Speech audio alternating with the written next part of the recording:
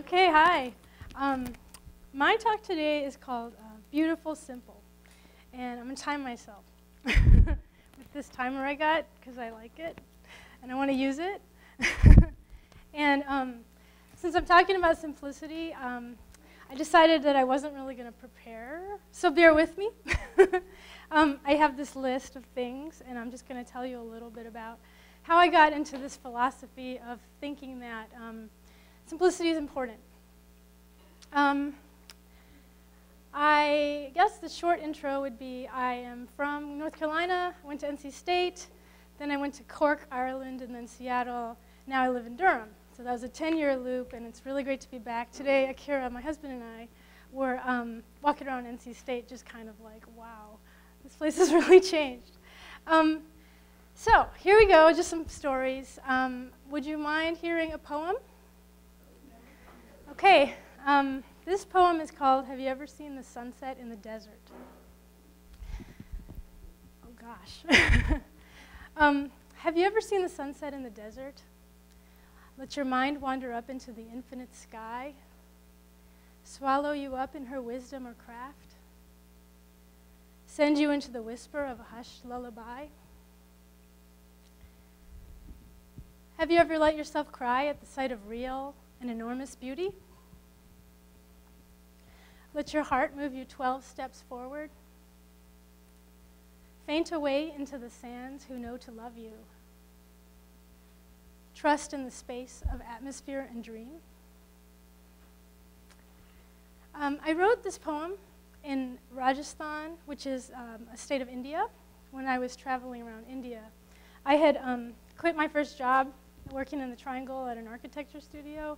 I guess I just really didn't like it, and I wanted to be somewhere else. And the desert was a really cool place to be because I don't know if you guys have seen that Doors video. Yes? No? Or read The Sheltering Sky or watched The English Patient. These are some really interesting stories about how the desert can kind of take you into a space that's very quiet. And I guess I really just want to tell you that, to me, Beautiful Simple is about going into that space.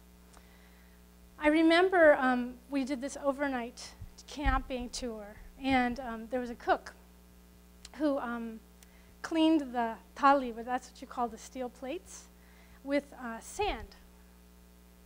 And I just watched this process of this guy cleaning this really quickly in the desert where there's no water and just with sand. And I was struck. I was like, that's pretty cool. You don't really need to have, you know, a lot of things to figure this out. You're just doing what you have with what you have, where you are. Pretty neat. I was very moved by this. And then we saw the sunset, and then we saw the sunrise, which was really intense. And I guess that's where I got my sense of simplicity is going into a place that makes you feel quiet. I don't think we do enough of that. I've actually read that multitasking is not good for you. I was going to make some slides, but, you know, how do you make a slide that says multitasking is not good for you? I mean, I thought I was going to call this piece Full Moon times 20, but, you know, it's just squares. Anyway, I read that multitasking can actually make you lose 1/10 of your IQ. Who wants that?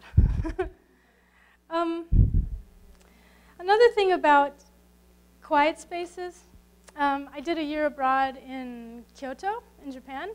Anybody been to Kyoto? So there's lots of temples, and I rode my bike a lot, and there's some places that I just remember feeling really centered. I just wrote a book for NaNoWriMo. Did anybody do that?